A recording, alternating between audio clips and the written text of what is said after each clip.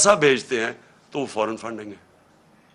वो पार्टी जिसकी पाकिस्तान की तारीख में पहली दफा जिसने एक बाकायदा पॉलिटिकल फंड रेजिंग की है, जिसका कोई इस मुल्क के अंदर कोई ना कभी किसी ने पहले की, और ना ये वो पार्टीज जिनके सरबराहों को लोग करप्ट समझते हैं, वो कभी फंड रेजिंग नहीं कर सकती।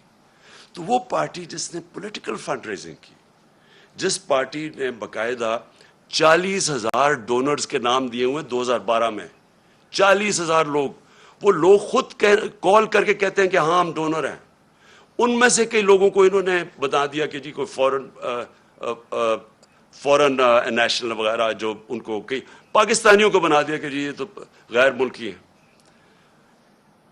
वो पार्टी जिसने फंड रेजिंग की, जिसकी सारी ऑडिट रिपोर्ट्स हैं, जिसकी एक एक चीज हमारे सामने हमने इनको इलेक्शन कमीशन को दी है, उस पार्टी के ऊपर सारा नजला गिर रहा है।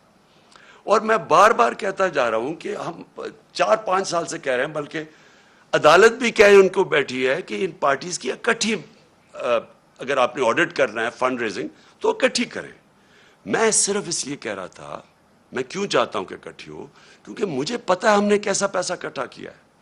मुझे पता है कि हमने क्योंकि लोगों ने हमें पैसे दिए हुए थे, हमने अपनी सारी ऑडिट रिपोर्ट्स, पूरी हमारी बुक्स तैयार है। मुझे इतना भी पता है कि इन दो पार्टीज के पास कुछ भी नहीं है, ना इनके पास किसी ने इनको पैसे दिए आज तक, ना कोई पैसे देगा इनको, ना इनके पास कोई ऑडिट रिपोर्ट्स है, ना इनके पास कोई बुक्स हैं, ना इनके पास कोई डोनर बेस है। यानी किधर से पैसा आया इनके पास। यही इलेक्शन कमीशन अदालत के ऑर्डर के बावजूद इन्होंने सिर्फ तहरीक इंसाफ को कटहरे में खड़ा किया हुआ, और इतनी झूठी रिपोर्ट बनाई है, ऐसी ऐसी चीजें उस रिपोर्ट में लिखी है जो जिस दिन, मैं चैलेंज करता हूं, जिस दिन इसके ऊपर सही माने में अदालत के अंदर यह तफ्तीश होगी, मैं ये चैलेंज करता हूं कि पाकिस्तान में यह साबित होगा कि एक पार्टी ने इस मुल्क के अंदर सही माने में पैसे इकट्ठे किए हैं, जो पॉलिटिकल फंड रेजिंग होती है।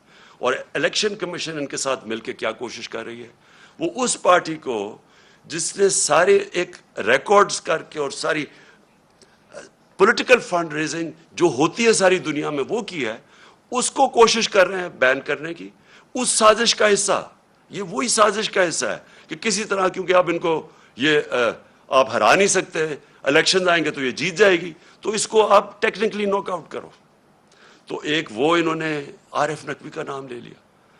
2012 में मैं सिर्फ अपनी कौम को बताना चाहता हूं कि पाकिस्तान का जो राइजिंग स्टार था, जो इस मुल्क में सबसे तेजी से इंटरनेशनल सीन के ऊपर, जो फाइनेंस के तेजी से ऊपर जा रहा था, उसका नाम आरिफ नकवी था।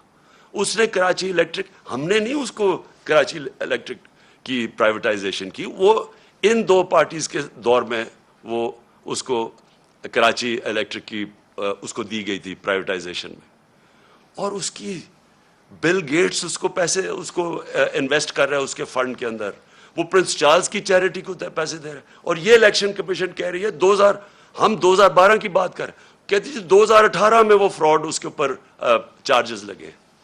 यानी इस लेवल पे इन्होंने जाके कोशिश की है कि किसी तरह हमें डिस्क्रेडिट करे, और मेरा नाम ले दिया कि जी उसने सर्टिफिकेट दिया हुआ है और वो उसने कंसील किया अकाउंट्स। मैं आज आपको फिर से कह दूं कि सर्टिफिकेट देना हमेशा, जब आप सर्टिफाई करते हैं, वो एक प्रोसेस से आपके पास पहुंचती है। मैं बुक्स नहीं पढ़ के सर्टिफाई करता, वो पहले शुरू होता है नीचे से, हमारी फाइनेंस डिपार्टमेंट करती है, वो फिर बैठती है ऑडिटर्स के साथ, उनके साथ किताबें रिकंसाइल करती है, वो फिर जाती है पार्टी की मैनेजमेंट कमेटी में, वो मैनेजमेंट कमेटी जब क्लियर करती है तो मेरे पास आती है, तो मैं दस्तखत उनके कहने पे कहता हूं to the best of my ability. मैं सर्टिफाई, मैंने वो किताबें नहीं देखी होती, जबकि मैं अपने जो असासे डिक्लेयर करता हूं तो वो मैं एफिडेविट देता हूं, क्योंकि मैं देख के करता हूं। तो उसके ऊपर ये कोशिश कर रहे हैं डिस्क्वालीफाई करने की, एक ये इनका तरीका है। दूसरा, ये तोशा खाना केस है। मैं फिर अपनी कौम के सामने एक और चीज कहता हूं, सारों का, जो इस मुल्क के प्राइम मिनिस्टर्स और प्रेसिडेंट बने हैं, जो इस मुल्क के अंदर बड़े बड़े ओहदों पर रहे हैं, सबको तोहफे मिलते हैं, आर्मी चीफ को मिलते हैं, सबको मिलते हैं। सारों को इन्वेस्टिगेट करें कि क्या लीगली जो भी उन्होंने काम किया है कानून के दायरे में किया है या कोई चीज गैर कानूनी की है।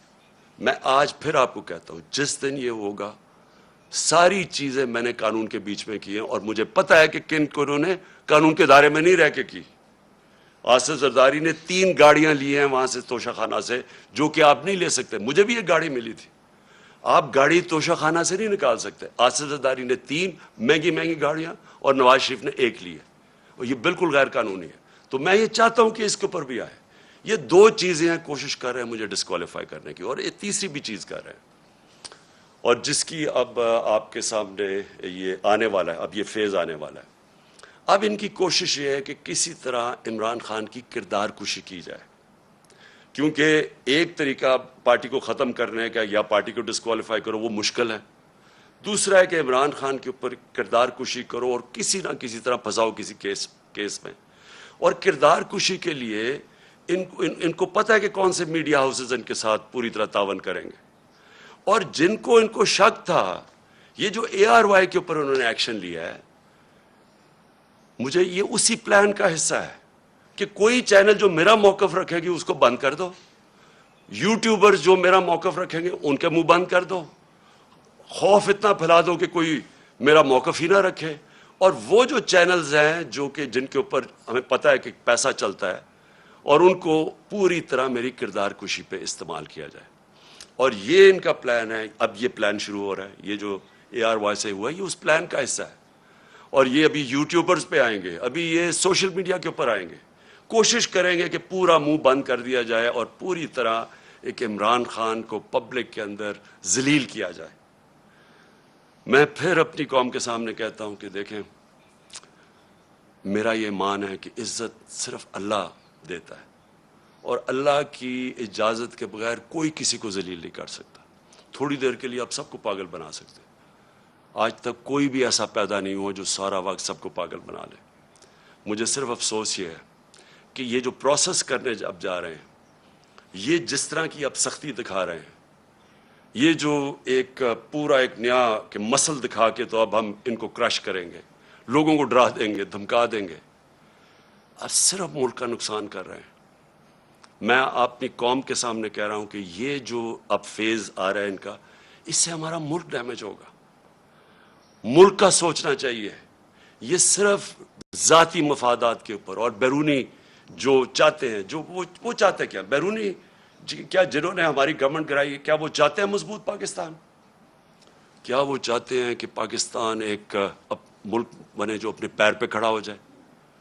क्या वो नहीं चाहते कि पाकिस्तान लाइफ सपोर्ट मशीन पर रहे, थोड़े थोड़े पैसे देते रहो उनकी? और ये मुझे नहीं पता कि अब पाकिस्तान की एयर स्पेस इस्तेमाल हुई है या नहीं, लेकिन बैरूनी अखबार, वेस्टर्न अखबार आप पढ़ें तो वो सारे कह रहे हैं कि कोई डील हुई है पाकिस्तान के ऊपर से, वो ड्रोन जाके उसने अफगानिस्तान में ये ड्रोन अटैक किया है। अगर हम ये कर रहे हैं कि जी थोड़े से पैसे मिल जाएंगे उसे, मैं फिर अपनी कौम को कहना चाहता हूँ, देखें, हमने 80 की दिहाई में पूरी मदद की, ठीक है, उस वक़्त मुजाहिद थे हम, हमारे हमसाए मुल्क पे किसी का दूसरे मुल्क का कब्ज़ा था, लेकिन हम इस्तेमाल हुए।